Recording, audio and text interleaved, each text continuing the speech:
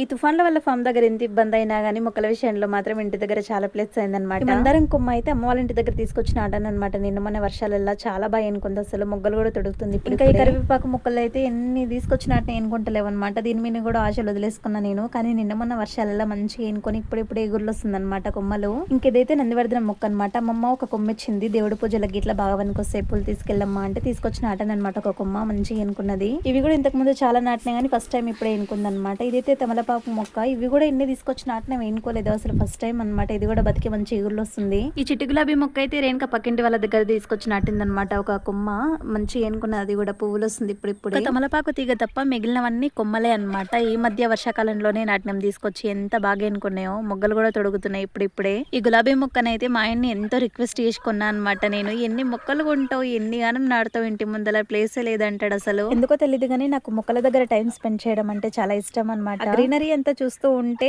భలే పాజిటివ్ గా అనిపిస్తుంది, మనసంతా ఏదో ప్రశాంతంగా అనిపిస్తుంది అనమాట. సీజన్ అయిపోతుందని చెప్పేసి మా ఆయన మళ్ళీ సీతాఫలాలు అయితే తీసుకొచ్చాడనమాట. మొన్ననే ఎండలు బాగా కొడుతున్నాయి అని చెప్పేసి, అంతలోనే మళ్ళీ వర్షాలు అయితే స్టార్ట్ అయిపోయినాయి. ఇంకేం చేస్తాను, తెచ్చుకున్నప్పుడు తినక తప్పదు కానీ టేస్ట్ మాత్రం చాలా బాగున్నాయి అనమాట.